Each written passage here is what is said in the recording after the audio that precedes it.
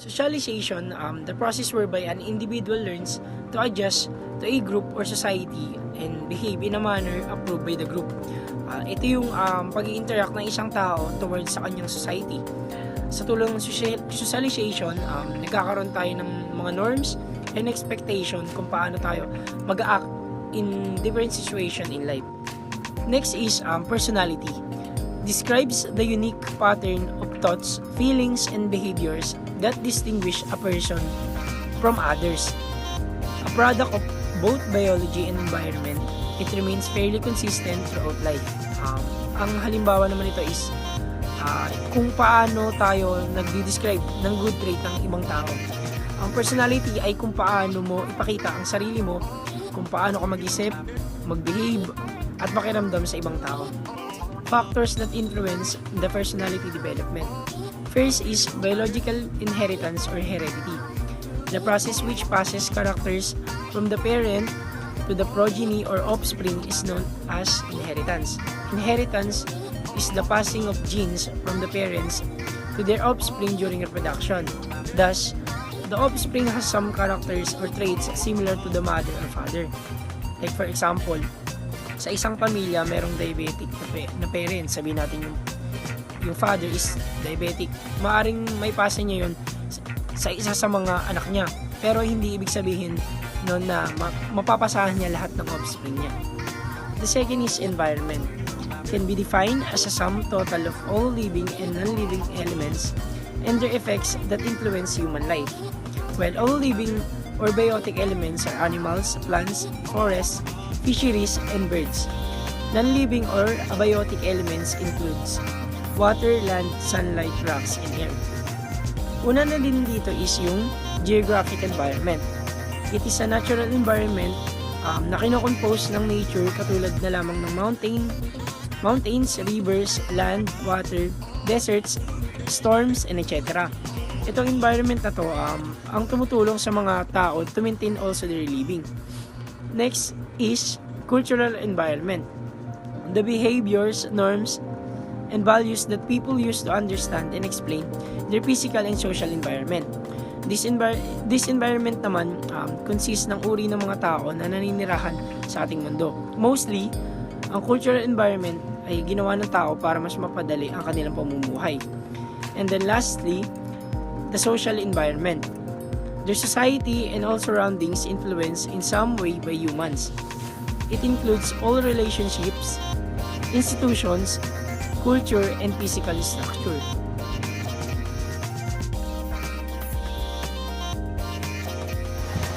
Si Simon Freud ay isang Austrian neurologist na nagtalaga ng kanyang sariling way o sariling clinical method sa paggamot ng mga psychopathology. Ang sabi ni Freud, ang structure daw ng personality natin ay nahati sa tatlo. Nandiyan ang id, ego, at superego. So, ang id ang unang nide-develop pagkapanganak natin. Naglalaman ito ng basic instinct ng tao. So, ang basic instinct daw ng id, ayon kay Freud, ay ang maranasan ng pleasurable or ang masarap at hanggat maaari ay maiwasan yung mga hirap or yung mga sufferings. Walang pakialam ng id sa kung ano mang nangyayari sa labas or sa realidad ng buhay. Basta ang gusto niya lang is masatisfy yung mga pangangailangan niya, which is pleasure. Kaya nga sinabi ni Freud na ang id daw ay naglalaman ng pleasure principle. Ang id ay nasa unconscious. Ayon kay Freud, ibig sabihin hindi tayo aware dito. So, para mabigyan ng pansin yung mga pangangailangan ng id is madadevelop eventually yung tinatawag na ego. So, ang ego, siya ang connected sa reality. Kaya sabi ni Freud na ito daw ang reality principle. Unlike the id na nasa unconscious lang, ang ego daw ay partly nasa conscious din, syempre para maging aware sa reality. And partly, nasa unconscious din siya para maging aware din siya sa mga pangangailangan ng id. Pero syempre, hindi naman dapat na laging nasusunod kung anong gusto ni id. Kasi anumang sobra ay nakakasama at hindi lahat ng masasarap na experiences ay need natin. So somehow sa buhay natin, kailangan din natin ng konting suffering.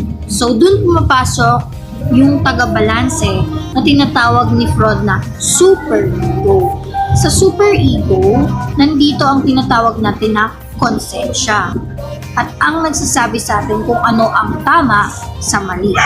And nandito din sa superego, yung tinatawag natin ideal or yung version natin na gusto nating maging in the future. Like ego, partly nasa conscious at unconscious sa superego. Ang superego ay usually based sa mga principles or mga prinsipyo ng mga caregivers natin. At based din siya partly sa society at sa kulturang kinagisnan natin.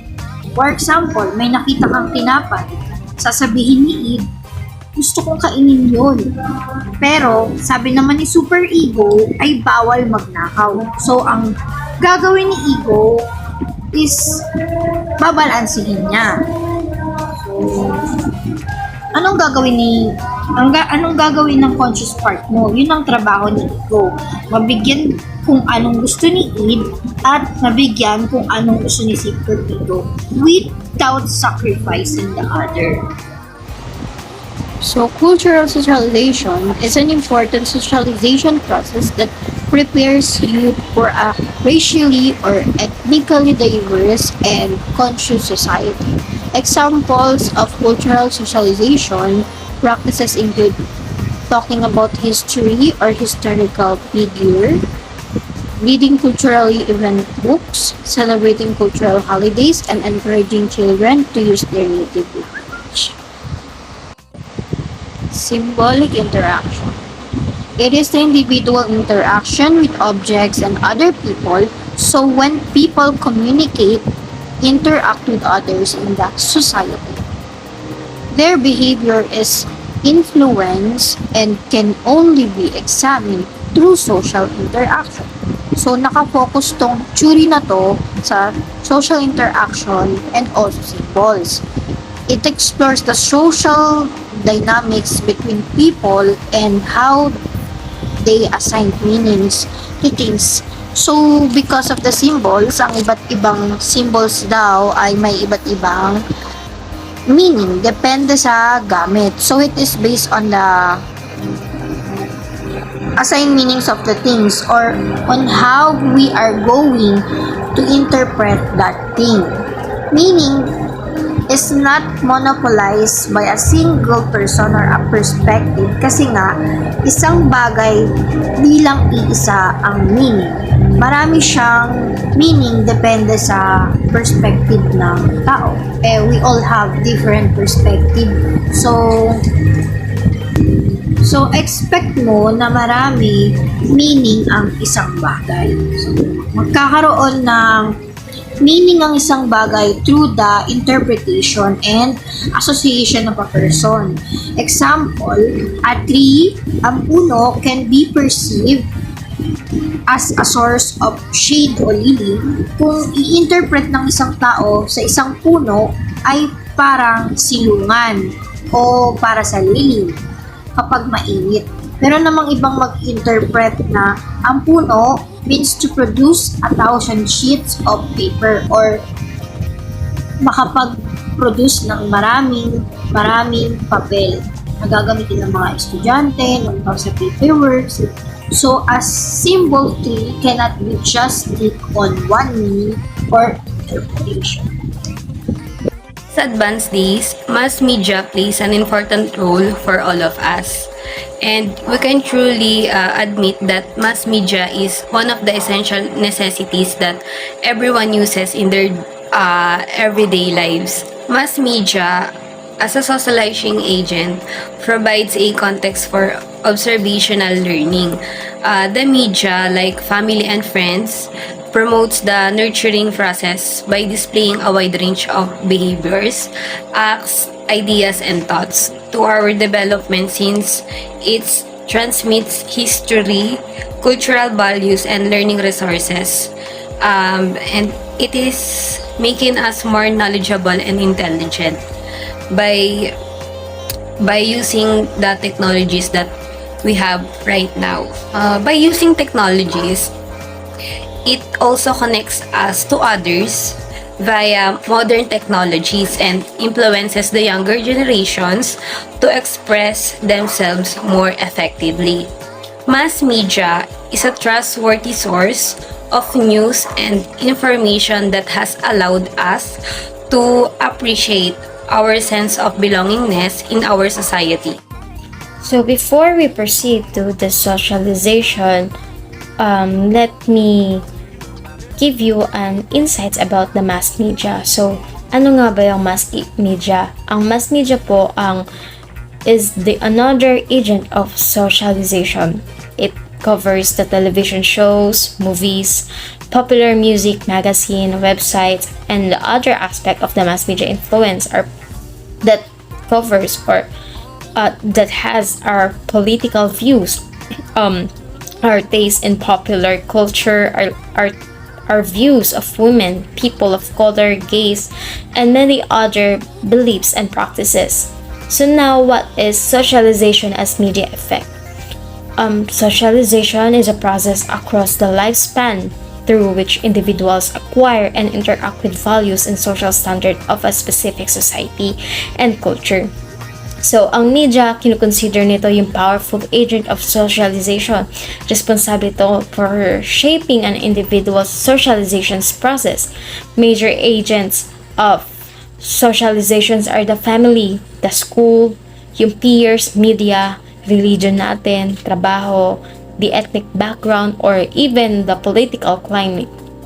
And this agent of socialization shapes our norms and values regarding appropriate behavior and kung paano tayo makipag-interact sa ibang tao, and highly influence our views and perspectives sa community natin, our country, and the large world, and the world at large. I mean, yung amount ng impact natin, it has an individual, depends on the individual stage of life, your personality and experience. Socialization is about becoming a member of society and is characterized by milieu, psychosocial, developmental tasks, societal adaptation processes, and the wish to belong to one or several specific social groups. Socialization processes takes time, repeated exposure to specific social standards, rules, and values is required before this become individually ingrained. So the research on media socialization is about assessing the impact of media use and exposure of socialization processes. The research increased in the latter half of the 20th century as television moved into most Western households. May effects din social media use on socialization have been identified in numerous studies. The mainly focusing on television. It had pang long-term implication for behavior. Example, yung violence, prosocial behavior, eating disorder, sexual experiences, cultivation of worldview and values. Another example is the perception of gender, political attitudes, stereotypes of minorities, potential for learning, for the language, school-related curricula, cognitive skills. The major dimensions of media socialization are access to particular media content through various devices, duration of media usage and exposure, preferences for specific media genres. Good day everyone, my name is Brian Olroque.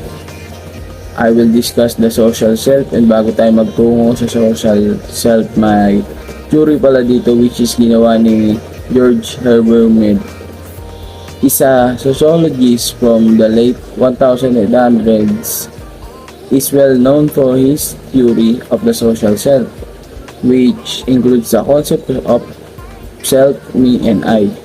And sa theory na to, sinasabi lang dito na yung men's work focuses on the way in which is developed.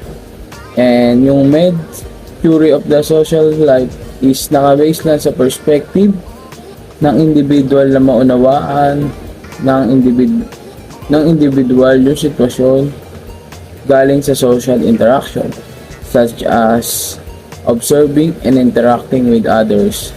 Alam naman natin na ang social interaction is interacting with other people, like makapag-usap, makihalubilo, at makisama. Dito rin nabubuo yung ugnayan ng dalawang tao dahil sa interaction. Next is responding to others' opinions about oneself.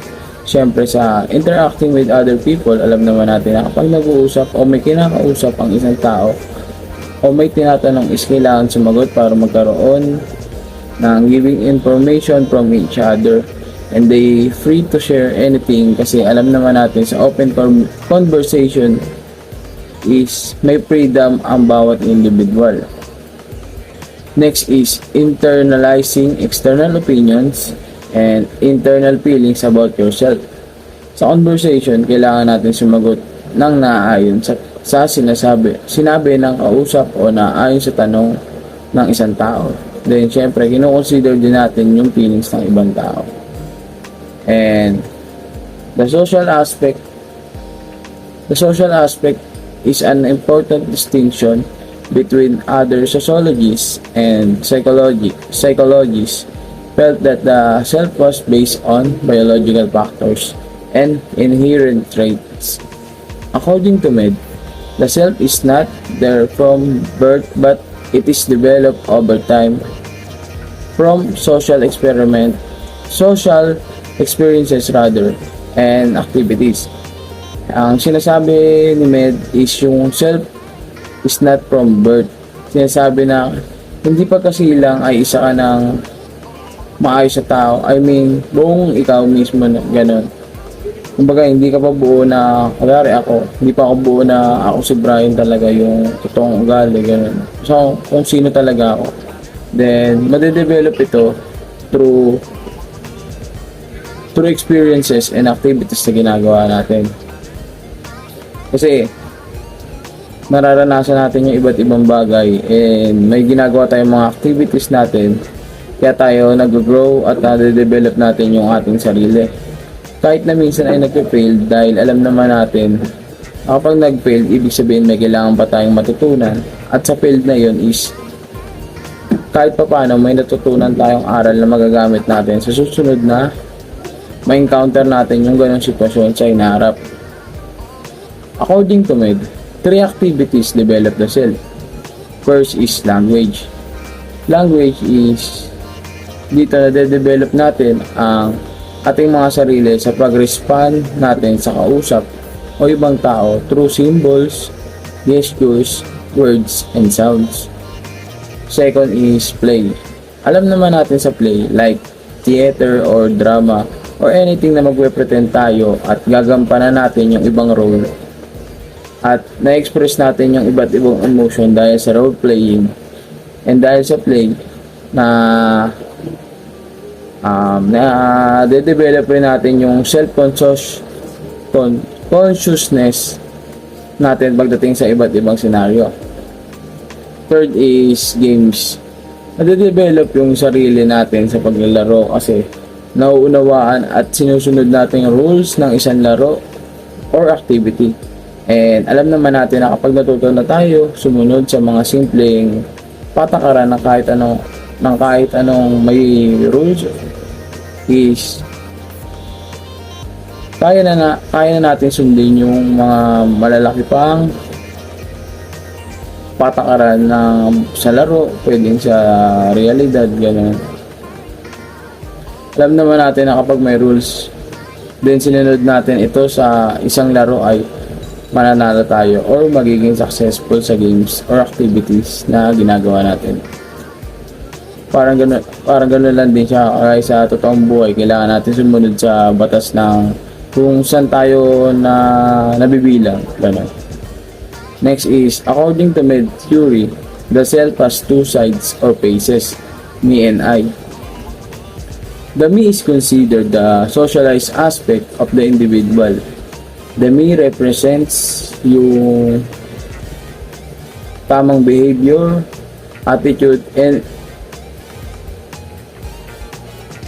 expectation ng ibang tao tsaka ng society. Kasi di ba pag na-develop na natin sarili natin, parang mas professional na yung ikaw. Kumbaga mas malayo ka na sa dating ikaw. Kasi mas marami ka nang naging na experience, na activities, kaya ka na-develop na kung nasan ka ngayon. Kumbaga kung ano yung kung sino ka ngayon, gano'n. Next is the I. Therefore, can be considered the present and future phase of the self. The I represents the individual's identity based on response to the me. Lastly is the me. The me and the I have a didactic relationship. Didactic is outlined as the teacher's relation to another relation that between student and the content.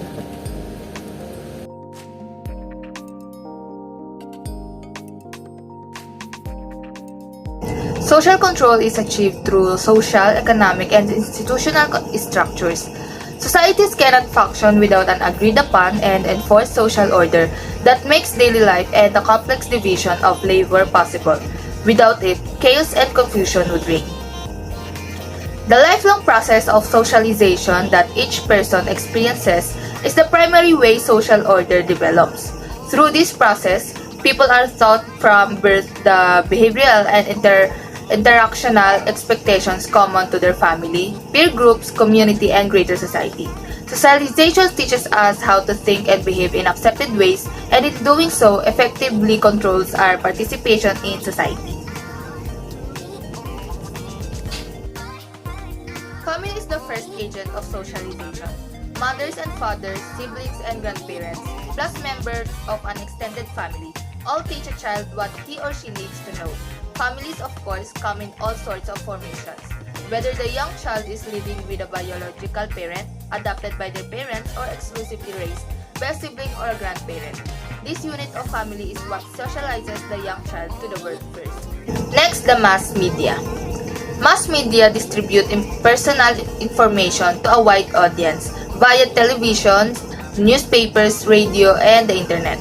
Media contributes to socialization by inundating us with messages about norms and expectations, with the average person spending over 4 hours a day in front of television, and children averaging even more screen time.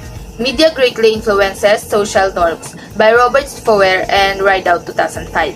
People learn about objects of material culture like new technology and transportation options. The second one is peers. Peers is an important source of identity for children. Why? Because it allowed children to explore and improve their interpersonal skills, to gain relationship or engage with other people and adults.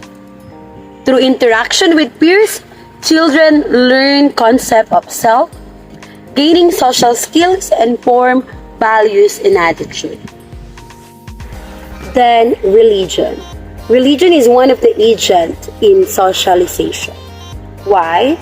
Because it gives an important role in the society.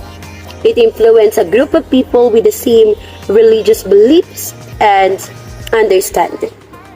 And we all know and we are aware that children tend to develop the same religious beliefs as their parents.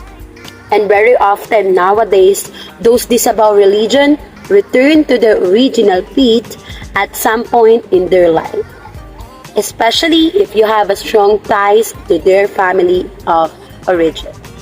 And then after they form their own families. Then sports. We all know that socialization is important to develop a personality.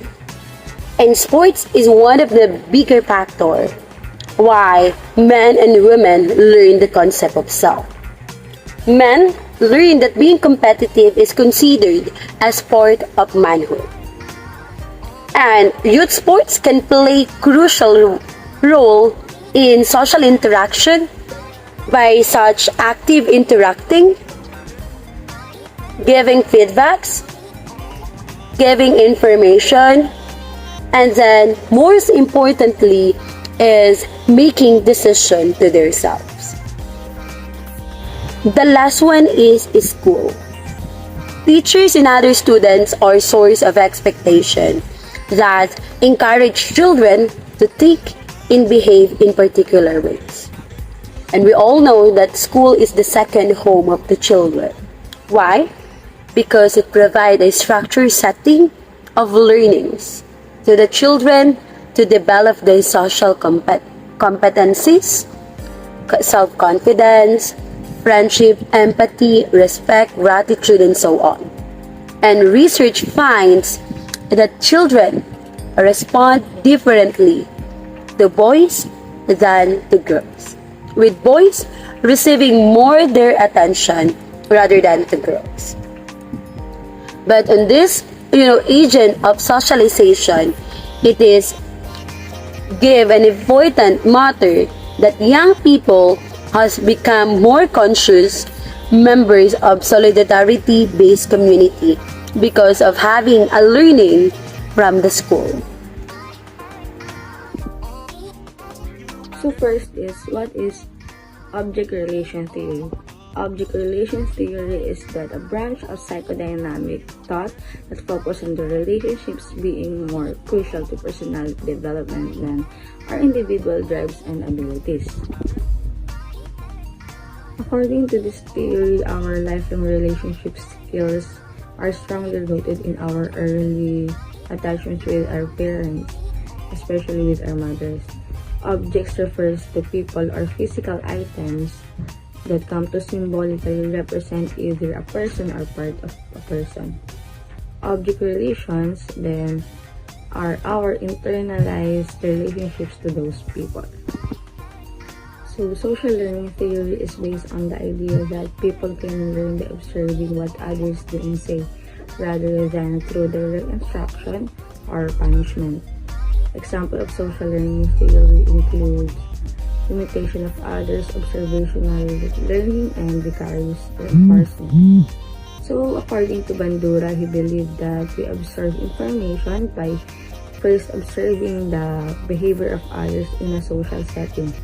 After observation, we then decide to imitate the behavior, but only if we believe that this will produce a reward.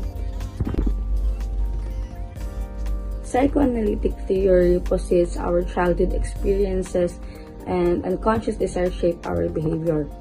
At the time of birth, human infant is just a biological organism with only animal needs, desires, and impulses. He knows nothing about what we call society or social behavior. As it grows under the careful guidance of a mother, it learns to control bowel movements and regular hunger. Through his innate capacity, he learns and communicates. Through education, society imparts its knowledge, skill, values, and behavioral patterns to its younger generations. These processes together constitute socialization of a child. Good day everyone, I'm Cyrus Prince Cruz who will discuss these following theories. Functionalist theory is founded on the assumption that all parts of society, institutions, positions, norms, and etc. serve a function and are all necessary for the society's long-term existence. Each facet of society, according to the functionalist approach of sociology, is interrelated and contributes to the stability and functioning of society as a whole. For example, the government provides education for the family's children, who in turn pay taxes on which the state depends to the function.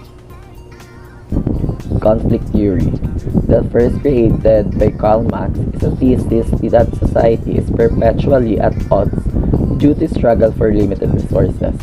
According According to conflict theory, domination and power, rather than consensus and compliance, preserve social order. Conflict theory makes assumptions about competition, structural inequality, revolution, and war. Pay disparities groups, as well as disparities in government, justice, and educational systems are instances of conflict theory. Symbolic interactionism is a theory that focuses on how people interact with one another. It contends that people's actions are determined by the meanings they give to things, which vary from a person to person and change over time. As a simple illustration of symbolic interactionism, the word dog may elicit a cozy, heartwarming emotion in someone who has largely had positive interaction with dogs. However, another individual who had beaten or attacked by dogs may experience fear and revulsion.